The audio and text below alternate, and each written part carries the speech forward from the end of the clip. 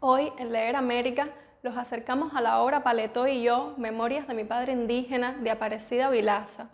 obra premiada en el Premio Literario Casa de las Américas 2020 en la categoría de Literatura Brasileña y publicada por el Fondo Editorial Casa de las Américas con traducción de Ingrid Brioso.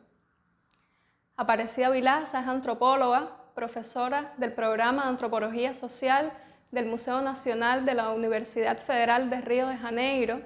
y durante más de 30 años se dedicó al estudio de los guarí a partir de la convivencia en esta comunidad en el estado de Rondônia,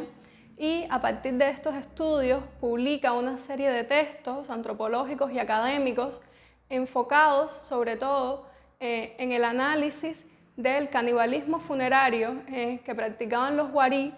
y también sobre cómo fueron los primeros contactos de los guarí con la misión de nuevas tribus que sobre todo a partir de los años 50 se enfocó en el proceso de evangelización de estas comunidades. En 1986, Aparecida Vilaza se inserta en esta comunidad de Río Negro Caya y conoce a Paletó. Paletó se convertiría paulatinamente, como ella lo llama, en su padre indígena, y a partir de sus memorias, ella comienza una serie de estudios sobre la cosmogonía, los rituales y los procesos de guerra en los que se vieron involucrados los guari antes de sus primeros contactos con el hombre blanco, ya que él comienza estas historias no solo desde sus propias memorias, sino también desde los relatos que le contaban sus padres. Aparecida cuenta en algunas entrevistas que comienza el proceso de escritura de este libro como una forma de llevar el luto tras conocer la noticia de la muerte de Paletó. Ella relata que al no poder entonar los cantos fúnebres guarí sintió una profunda tristeza y decidió escribir sus memorias no ya como un trabajo antropológico, sino como una manera de acercar a los lectores con la cotidianidad de esta comunidad y con su propia experiencia. Así, este libro se convierte en una doble biografía, la biografía de Paletó y la biografía de Aparecida,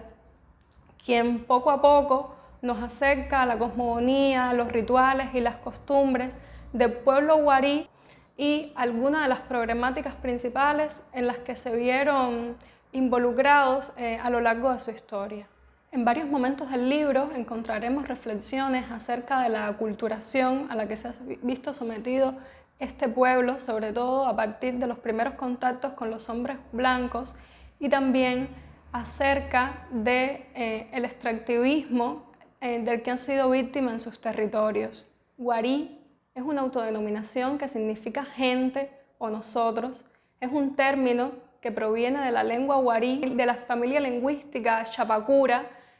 cuyas lenguas se encontraban prácticamente extintas ya a inicios del siglo XX.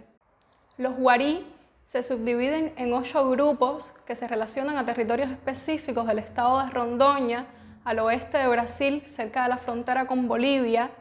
y los nombres de estos subgrupos están precedidos por la partícula totalizadora oro, que significa pueblo o grupo. La traductora Ingrid Brioso explica al inicio del libro que algunos términos guarí, como volverse chamán o volverse guarí,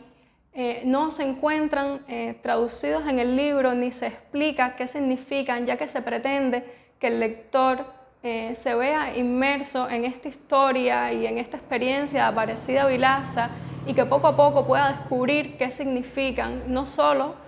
por las historias que se presentan en el texto, sino también por las imágenes que lo acompañan. Los guarí se mantuvieron prácticamente aislados de otros grupos poblacionales aproximadamente hasta finales del siglo XIX e inicios del siglo XX, cuando el proceso de vulcanización del caucho atrajo a los siringueros a sus territorios. En este momento se comienza la construcción de una línea ferroviaria que tenía como objetivo llevar a estos productores hacia estos territorios, lo que hace que los guarí se vean obligados a desplazarse hacia otras zonas, sobre todo cercanas a los ríos, y que comiencen una serie de conflictos entre los productores de caucho y estas comunidades. En 1912 ocurre una caída abrupta de la producción del caucho brasileño debido a que la producción de esta materia prima se desplaza hacia Malasia, y esto hace que los seringueros pierdan interés por los territorios guarí y que estos puedan volver a ocupar sus territorios originarios por un tiempo. Sin embargo, en los años 40, debido a la ocupación japonesa en Malasia, se vuelven a interesar por los territorios ocupados por estas comunidades y se dan otra serie de desplazamientos y de masacres a las poblaciones guarí. Paletó relata a Aparecida cómo fue su experiencia en alguna de estas masacres cuando era todavía un niño y cómo sus padres le explicaban que se concebía el flechamiento de los enemigos. Esto es un concepto que aparecerá varias veces en el libro y está relacionado a la antropofagia de guerra que practicaban los guarí y que será un tema muy importante en la obra de Aparecida Vilaza, no solo en este libro, sino también en algunos de los estudios antropológicos que comentábamos al inicio del video. La tensión provocada por estos conflictos hace que el gobierno de Brasil envíe al Servicio de Protección del Indio a estos territorios,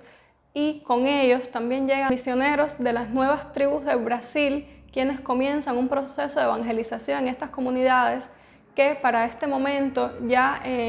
tenían diezmada buena parte de su población debido no solo a las masacres, sino también a las epidemias que sucedieron a los primeros contactos. Los agentes gubernamentales buscaban tener contacto con los guarí, sobre todo para abrir vías que llevaran a los extractivistas a sus territorios para explotar el caucho y desplazarlos hacia puestos de protección en diferentes territorios del país. Con la llegada de los misioneros evangélicos a Río Negro en 1961 comienza un proceso de evangelización del pueblo guarí en el que los textos bíblicos son traducidos del portugués y el inglés al guarí, y Aparecida Vilaza explica que el mundo occidental comienza a conocer a los guarí, sobre todo asociados a sus prácticas de canibalismo funerario.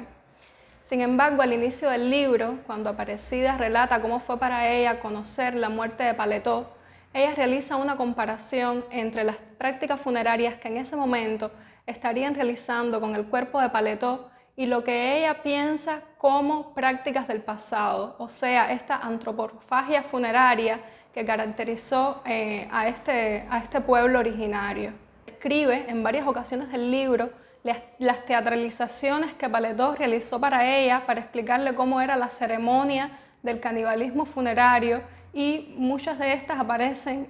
como imágenes a lo largo del libro. Este libro debe ser comprendido sobre todo como la transformación mental de Aparecida, una antropóloga que llega a una comunidad con el objetivo de convertirla en sujeto de estudio y que poco a poco se implica con ellos hasta convertirlos en su familia. Es un libro compuesto por sus historias de vida, por las transcripciones de las memorias de Paletó, por fragmentos de sus diarios de campo y de otros artículos y libros que aparecieron a partir de su convivencia con esta comunidad. En la descripción del video podrán encontrar comentarios de la editora de este libro, Katia Gutiérrez, que aparecen en el portal informativo de la Casa de las Américas, La Ventana, y también un enlace a un video de la autora.